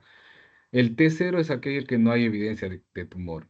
El TIS es el carcinoma in situ, o sea, de la mucosa, de las células epiteliales de la mucosa. Inclusive no invade la lámina propia. El T1 ya invade la lámina propia de la mucosa. Entonces pasó de ser epitelial y invadió la lámina propia y hasta la muscular de la mucosa puede invadir el T1. El T1 se clasifica en T1A cuando solamente la invasión es a la lámina propia y el T1B a la submucosa. Ahí, como vimos, para el tratamiento endoscópico en el T1B tiene que ser solamente el tercio superior para poder tratar endoscópicamente a las lesiones. Y el T2, o sea, el T1, el TIS solamente es carcinoma in situ en las células epiteliales. El T1 ya cuando la invade la lámina propia. T1A es lámina propia, el T1B hasta su mucosa. El T2 ya invade hasta la capa muscular propia. La capa muscular propia es diferente de la muscular mucosa y no hay que confundir eso. El T2 entonces invade hasta la muscular propia, el T3 invade la subserosa y el T4 invade peritoneo visceral o estructuras vecinas. El T4A es peritoneo visceral y el T4B estructuras vecinas. Y la N es de los compromisos de los ganglios linfáticos. N1, metástasis a uno o dos ganglios linfáticos regionales. N2, metástasis a 3 o 6 ganglios linfáticos regionales. Y N3, más de 7 ganglios linfáticos regionales. Entonces, eso ya se ve con la pieza quirúrgica ya. Todo eso, el T, la invasión de la profundidad del tumor, que puede ser epitelial, puede ser submucoso, puede ser muscular o inclusive llegar hasta la serosa, se ve en la pieza quirúrgica y también el número de ganglios comprometidos también lo vemos ahí en la pieza quirúrgica. Y ahí podemos clasificar qué T es, qué N es y si hay metástasis a distancia o no. Bueno, esta es otra, ahí están graficados todo lo de la pared de gástrica, desde la parte mucosa, la parte epitelial, mucosa, submucosa, muscular propia y la adventicia. Hay otra clasificación también que sirve de mucho para el tratamiento también, que es la clasificación según el grado de diferenciación, es una clasificación histológica. El G1 es bien diferenciado, G2 moderadamente diferenciado, G3 poco diferenciado y G4 es indiferenciado. En cuanto al tratamiento, el tratamiento del cáncer gástrico depende de si es un cáncer gástrico temprano, que como ya lo definimos, es el cáncer que solo invade la mucosa o el tercio superior de la submucosa. En esos casos se puede dar un tratamiento endoscópico con disección endoscópica submucosa.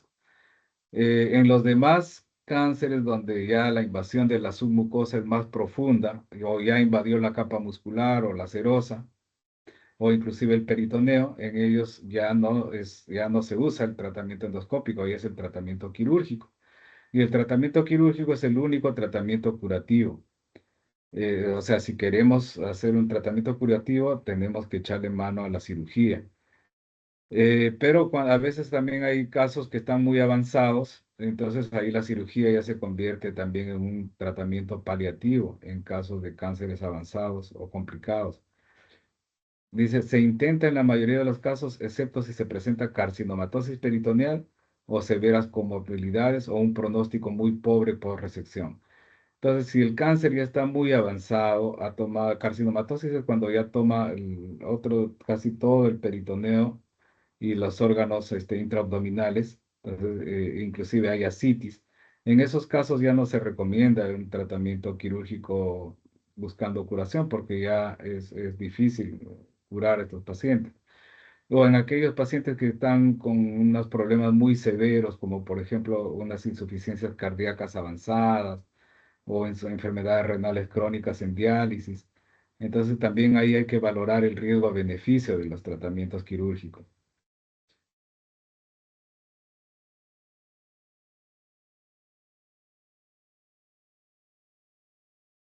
Bueno, les mencioné que cuando el cáncer gástrico es temprano, o sea, es intramucoso, se puede hacer un tratamiento con disección endoscópica mucosa. Y ahí también una vez que se hace la disección, generalmente para recomendar la disección endoscópica submucosa, se recomiendan aquellos tumores que invaden solamente la mucosa o el tercio superior de la submucosa que no sea, su grado de diferenciación sea bien diferenciado preferentemente, que no estén ulcerados, que no sean mayores de 2 centímetros. Entonces, en esos tumores bien diferenciados, que no son muy grandes, no son mayores de 2 centímetros, y que no invaden más allá del tercio superior de la submucosa, se recomienda hacer la disección endoscópica submucosa. Entonces, pero esos son los criterios de inclusión, ¿no? Entonces, y esos son para tratar el ISD, para tratar los cánceres gástricos tempranos con las características que ya les mencioné. Eh, bueno, después también cuando uno opera al estómago, ya cuando es que el cáncer está más allá de la tercio superior de la submucosa, entonces está indicado el tratamiento quirúrgico. También se debe hacer una disección ganglionar. Generalmente lo que recomiendan es hacer una disección ganglionar de tipo D2 y eso está de acuerdo a las estaciones ganglionares que aquí estamos viendo. Eh, el D1, la disección D1 son todos los ganglios en el grupo 1 y el grupo 1 están ahí descritos cuáles son. Y el D2 dice disección de todos los ganglios en el grupo 1 y grupo 2. Entonces, lo que se recomienda generalmente es una disección de tipo D2. Y después también hay el tratamiento de las quimioterapias, ¿no? Que pueden ser adyuvantes o neoadyuvantes. Neoadyuvantes es cuando se da antes del tratamiento quirúrgico y adyuvantes es cuando se da después. Y ahí tiene que ver mucho, como les mencioné, los estudios moleculares y genéticos, ¿no? Por ejemplo, les mencioné que cuando había positividad para la proteína HER2, entonces ahí aparte del tratamiento con quimioterápicos convencional, se puede agregar el trastuzumab, que va a dar mejores resultados en el tratamiento de este cáncer, ¿no? Bueno, entonces vamos a continuar. Eso es todo lo que concierne al cáncer de estómago. Vamos a continuar con el último tema, que es el cáncer de colon.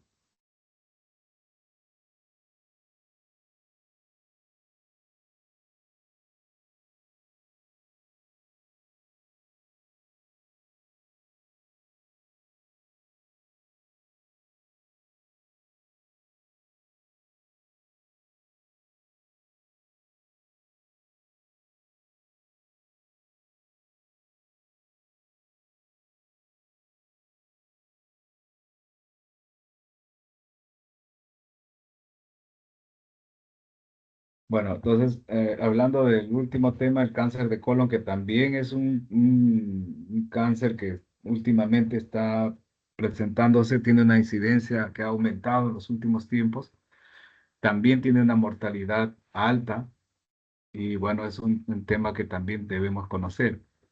Eh, El cáncer de colon tiene que ver también mucho con ciertos factores de riesgo. Uno de ellos es el envejecimiento, que incrementa el riesgo de cáncer de colon después de los 50 años. Y es el mayor el porcentaje de cánceres de colon se presenta en mayores de edad. Entonces, es por eso que los estudios de screening o despistaje de cáncer de colon en población general significa aquellos que no tienen factores de riesgo, empiezan a partir de los 50 años. Se recomienda hacer colonoscopía a todas las personas mayores de 50 años, tengan o no tengan sintomatología, como estudios de screening. Eh, Después, aparte del envejecimiento, también hay algunos factores de riesgos hereditarios. Eh, Hay también, por ejemplo, otros factores de riesgo como la colitis ulcerosa, aquellos pacientes que son diagnosticados de colitis ulcerosa, con el tiempo, después de los 8 o 10 años, empieza a tener más riesgo de desarrollar cáncer de colon también. Hay factores genéticos también. Entonces, dentro de los factores ambientales y dietéticos, se ha visto que hay mayor predisposición a este cáncer cuando hay un alto consumo de grasas animales y bajo consumo de fibra.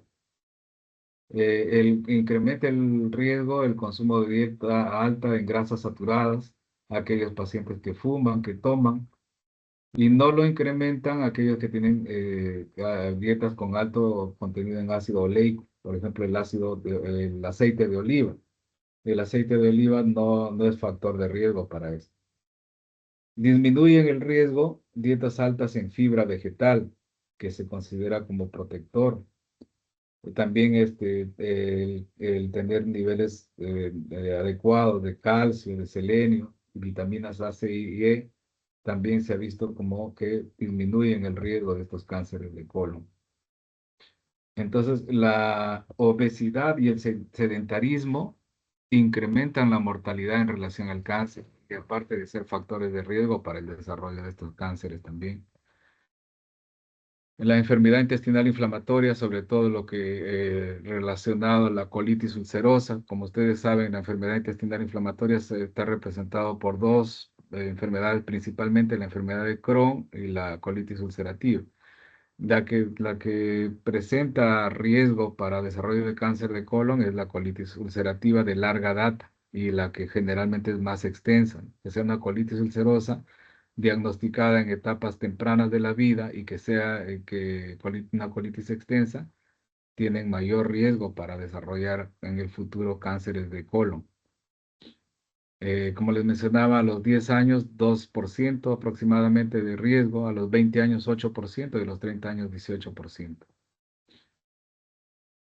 La pancolitis de la enfermedad de Crohn, también porque el Crohn es una enfermedad que puede afectar cualquier parte del tubo digestivo.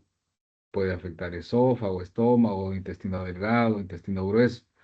Cuando el Crohn afecta el intestino grueso, o sea, un Crohn de colon, también incrementa el riesgo de cáncer de colon en forma similar a la colitis ulcerativa. La colitis ulcerativa es una enfermedad intestinal inflamatoria que solamente afecta el colon, a diferencia del Crohn que afecta puede afectar todo el tracto digestivo. Pero en el Crohn de colon, el riesgo de desarrollo de cáncer de colon es parecido a la colitis ulcerosa. Otros factores de riesgo, el tabaquismo, la ureterosigmoidostomía también se ha relacionado con mayor riesgo de padecer adenomas colónicos, la acromegalia, la radiación pélvica también como factores de riesgo. En la patogenia se ha visto tres vías genéticas principales que permiten el desarrollo de estos tumores. La vía de la pérdida de heterocigosidad, que es la vía de inestabilidad cromosómica, la vía de inestabilidad microsatelital y la vía de metilación de la isla CpG, que son las tres vías por las cuales se puede desarrollar el cáncer de colon. La vía de la inestabilidad cromosómica es la que se presenta en el 80% de los carcinomas colorectales.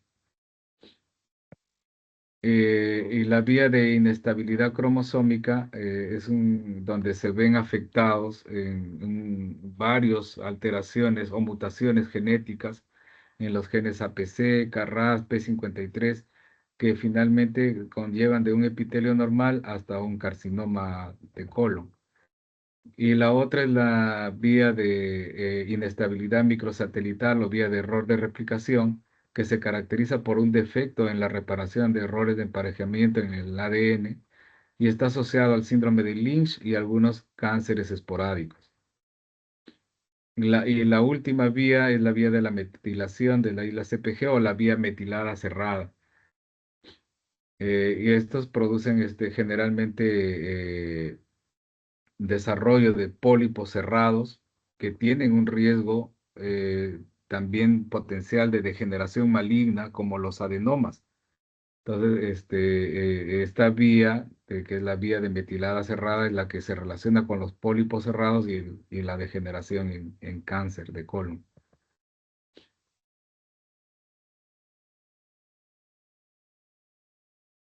Dice que hay una secuencia de adenoma-carcinoma.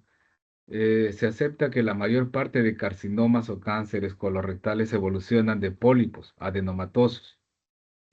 Los pólipos colorectales pueden ser neoplásicos, como los adenomas, hiperplásicos, los cerrados, que también tienen riesgo de degeneración maligna, amartomatosos y los inflamatorios.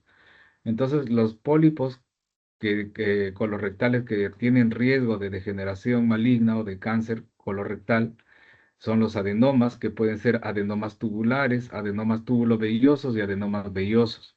Y los pólipos cerrados también, que se ha visto que tienen riesgo de producir cáncer de colon.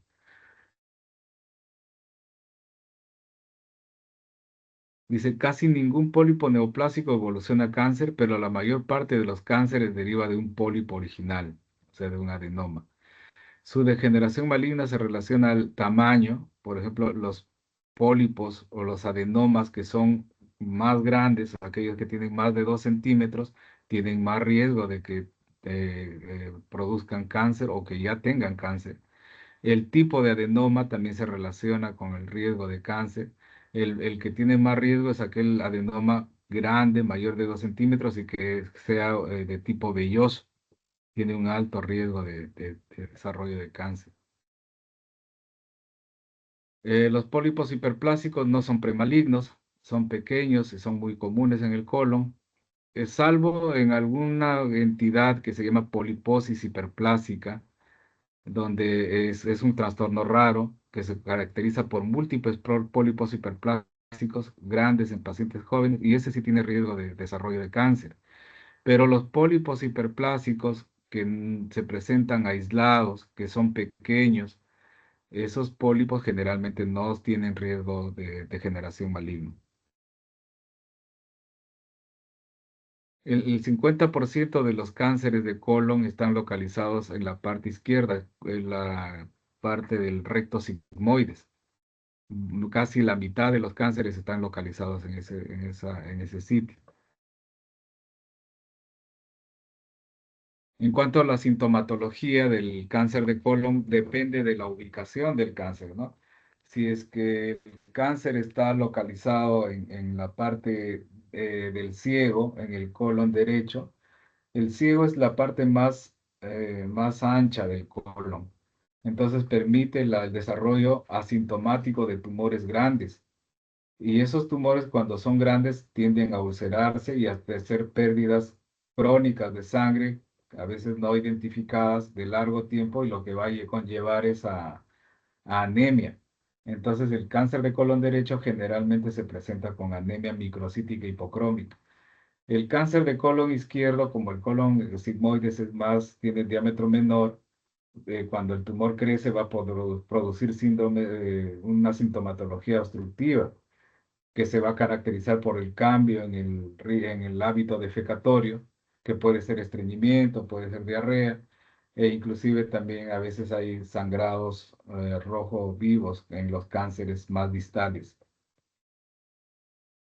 Las metástasis pueden ser por vía linfática, la más común, eh, y el porcentaje de metástasis linfáticas va a depender del tamaño tumoral, de la histología del tumor, de si tiene invasión linfovascular y de la profundidad de la invasión del tumor. Entonces, ahí la metástasis pueden ser por vía linfática, pueden ser por vía peritoneal.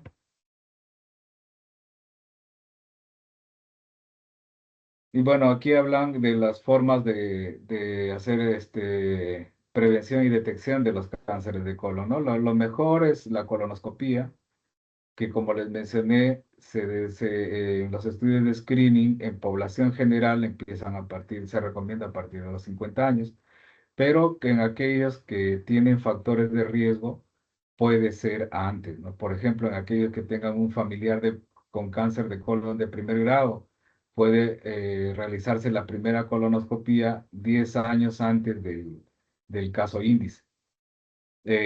Otro factor de riesgo, pues, por ejemplo, que tengan una alta sospecha de cáncer de colon, ¿no? Por ejemplo, que estén anémicos, tengan alteración del tránsito intestinal, entonces, o hay una tumoración palpable, entonces ellos también se debe hacer las colonoscopías antes, ¿no? En aquellos también que presentan factor de riesgo, por ejemplo, los que han tenido colitis ulcerativa a temprana edad, también y son extensas, de forma de presentación extensa, la colitis ulcerosa, de la vigilancia endoscópica también se debe empezar temprano, a los 8 o 10 años del diagnóstico de la colitis. Entonces, la colonoscopia dice examina todo el colon, es muy sensible y específico, inclusive puede ser terapéutica. Terapéutica se refiere a que podemos hacer, por ejemplo, polipectomías de adenomas, inclusive adenomas grandes o pólipos grandes. Se pueden sacar por vía endoscópica.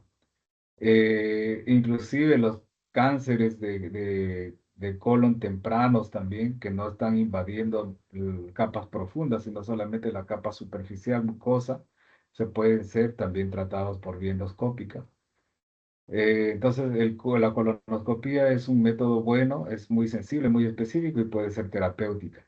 Las cosas que son en contra es que es un procedimiento invasivo, que necesita una pseudoanalgesia, es incómodo, tanto en el mismo procedimiento como también para la preparación. Eh, y bueno, el riesgo de perforación y hemorragia es en las colonoscopías diagnósticas es bajo. Las colonoscopías terapéuticas, cuando hacemos polipectomía, sí hay algún riesgo de complicación de perforación, sobre todo en aquellas lesiones planas y hemorragias también que pueden producir. Actualmente esas complicaciones, la mayor parte se pueden controlar en el mismo acto endoscópico. Se pueden perforaciones pequeñas tratar con colocación de clips. Las hemorragias tenemos varias técnicas hemostáticas endoscópicas que las podemos controlar ahí nomás. Son pocas las que pasan a cirugía, una perforación grande, una hemorragia que no se controle, que es bien raro. Ellos sí podrían pasar a cirugía. Después otro examen que también utilizamos para el diagnóstico es el enema de Vario con doble contraste. Eh, este enema ya no se utiliza mucho, es un examen que también requiere preparación colónica, pero tiene menos sensibilidad para pólipos pequeños y puede omitir lesiones también a veces tumorales, ¿no? Entonces, aparte de ello, que también se irradia al paciente, porque estos exámenes son con rayos X y tienen radiación. Después tenemos la colonoscopia virtual, que es lo que se llama colonografía por tomografía. Es no invasiva, tiene una buena sensibilidad, pero también requiere preparación colónica. Y si es positivo o encontramos alguna lesión, va a terminar también en colonoscopía. Después otros estudios para screening de cáncer de colon es los TBNOM, que son la detección de sangre oculta en heces. En algunos países se utiliza, bueno, la mayor parte de países lo están utilizando porque no es tan fácil realizar colonoscopía, por ejemplo, de screening a todas las personas mayores de 50 años. Entonces, lo que se hace es hacerles Tevenon en heces anuales y aquellos que tienen positividad se manda o algún otro factor de riesgo se lo manda a colonoscopía. Bueno, cáncer sincrónico es aquel cáncer que se presenta al mismo tiempo, por eso que hay que hacer una colonoscopía completa, porque aquellos que tienen un cáncer en el sigmoides podrían tener sincrónicamente otro cáncer en el colon derecho, ¿no? Y el cáncer metacrónico es otro cáncer que se desarrolla en una etapa posterior. Eh, la estadificación del cáncer de colon también se hace con la clasificación TNM, que es parecida a la del estómago. Ahí está la estadificación de acuerdo al TNM y el grado de supervivencia. Y el tratamiento del cáncer de colon también es el quirúrgico, ¿no? Los cánceres de colon que están ubicados en la parte derecha se hace una hemicolectomía derecha, a la izquierda una hemicolectomía izquierda. Y también se evalúa para ver si los pacientes se les da quimioterapia neoadyuvante o adyuvante, ¿no? Que también ayuda en el control del cáncer. La quimioterapia erradica las micrometástasis, disminuye la recurrencia y aumenta la supervivencia. Como les mencioné, puede ser antes o después de la operación. Y a partir del estadio clínico 3 en los cánceres de colon, se recomienda una terapia, una quimioterapia con oxaliplatino. Después de que uno hizo la intervención quirúrgica, recibió quimioterapia, el paciente se deben hacer seguimientos y vigilancias principalmente por oncología.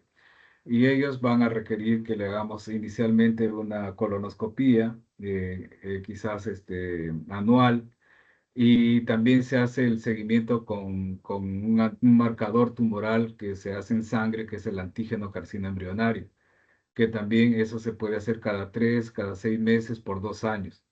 Tomografías también lo podemos hacer al inicio cada año. Y bueno, entonces con esos exámenes, tomografía, colonoscopía y el antígeno carcino embrionario, se hacen los seguimientos y vigilancias para ver que no haya recurrencia del cáncer. Los pacientes con alto riesgo de recidiva requieren vigilancias más intensivas. Por ejemplo, aquellos pacientes que tienen síndrome de Lynch o un cáncer que ha tenido T3, una invasión de tumoral T3 con un N positivo. Entonces, esos pacientes requieren una vigilancia más intensiva y más frecuente. Bueno, entonces, esos han sido los temas que me ha tocado hoy día. Entonces, vamos con el delegado compartir los PPTs y algunos PDFs para que puedan ampliar. Si tienen alguna pregunta, si no, ya para terminar la exposición de hoy día. Oh, claro, doctor. Todo claro, doctor. Ya, muy bien, entonces ya estamos en contacto para ver, enviarles el día de mañana o pasado los PDFs y las diapositivas. ¿Ya? Nos estamos viendo, que tengan buenas noches. Gracias, doctor. Buenas noches. Gracias, buenas noches, doctor.